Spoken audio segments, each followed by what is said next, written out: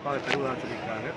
மீண்டும் தமிழ்நாட்டில் 2026 திராவிட மாடல் 2.0 அமைந்தவுடன் முதல் அறிவிப்பாக நம்முடைய திராவிட மாடல் முதலமைச்சர் மீனவர் நலன் காக்கக்கூடிய முதலமைச்சர் இருக்கிற காரணத்தினால் முதல் திட்டமாக அந்த திட்டம் இருக்கும் என்பதில் எந்த ஐயப்பாடும் தேவை.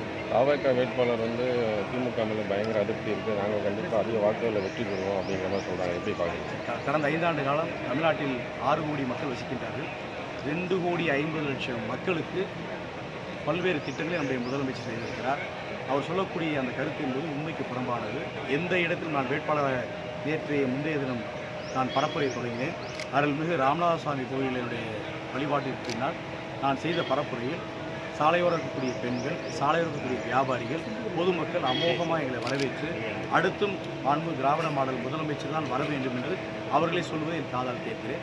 ஆகவே எந்த இடத்திலும் ஒரு எதிர்மறையான ஆன்டி இன்கம்பன்சி என்பது நம்முடைய ராமநாதபுரம் மாவட்டத்தில் எந்த இடத்திலும் இல்லை. அதுக்கு என்ன காரணம் என்றால் ஒவ்வொரு திட்டங்களும் ஒரு இல்லத்தை போய் சேர்ந்திருக்கிறது என்பதற்கு 2,50,00,000 திட்டங்கள் பயன்பட்டிருக்கிறார்கள். இந்த தேர்தலுடைய கதாநாயகன் என்பது மாண்பு தமிழ்நாடுடைய முதலமைச்சர் தான் இந்த தேர்தலுடைய கதாநாயகன். அது மட்டுமல்லாமல் அவர் அறிவித்திருக்கக்கூடிய அந்த தேர்தல் அறிக்கையிலே மகளிருக்கான கூப்பன் என்பது மிக அமோகமான வரவேற்பு பெற்றிருக்கிறது. என்ன காரணம் என்றால் நம்முடைய முதலமைச்சர் அவர்கள் சொன்னதை மட்டுமல்லாமல் சொல்லாதையும் செய்யக்கூடிய திட்டங்கள் தந்திருக்கிறார். மகளிர் மத்தியில் நம்முடைய முதலமைச்சர் ஒரு சொன்னால் அதை நிறைவேற்றுவார் என்ற நம்பிக்கை அமோகமாக இருக்கிறது. இந்த தேர்தலுடைய கதாநாயகி தேர்தல் அறிக்கையில் இருக்கக்கூடிய பல இடங்களில் ரோடு போடல, பாதாள பிரச்சனையாக இருக்குது. ராமநாதபுரத்தில் கடந்த நிதிநிலை அறிக்கையில் 25 கோடி ரூபாய் மதிப்பீட்டில் சாலைக்கான திட்டங்களுக்கான பணிகளுக்கான நிதி ஒதுக்கியிருக்கின்றார்கள். அந்த சாலைகள் எல்லாம் டெண்டர் போடப்பட்டு ஒவ்வொரு சாலைகள் தேர்தல் முடிவதற்குள் ராமநாதபுரத்தில் எந்த இடத்திலும் ரோடுடைய வேலை என்பது குண்டுகுழி என்பது இல்லாமல் முழுமையாக நடந்து முடிந்துவிடும்.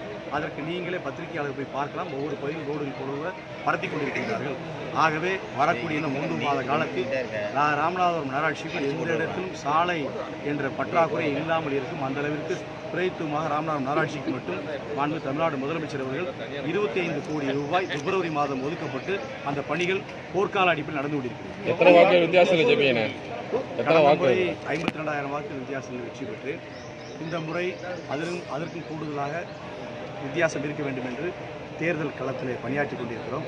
இது என்ன காரணம் என்றால் எங்களுடைய கூட்டணி என்பது ஒரு மெகா கூட்டணி. இன்று எங்களுடைய திராவிட மாடல் முதலமைச்சர் அமைத்திருக்கக்கூடிய மதசார்பற்ற முக்கிய கூட்டணி என்பது ஒரு மெகா கூட்டணி. இந்த கூட்டணியுடைய வலு பொதுவாக நம்முடைய ராமநாதபுரம் மாவட்டத்துடைய மக்கள் நம்முடைய திராவிட மாடல் முதலமைச்சரை நம்புகிறார்கள். அதற்கு என்ன காரணம் என்றால் இங்கே இருக்கக்கூடிய மீனவரிடத்தில் நாடு சுதந்திரமடைவதற்கு முன்னால் வைத்த கோரிக்கையெல்லாம் நம்முடைய முதலமைச்சர் தான் செய்திருக்கிறார். அது மீனவ பெருங்குடி மக்களிடத்தில் மிகப்பெரிய அமோக வரவேற்பு இருக்கிறது.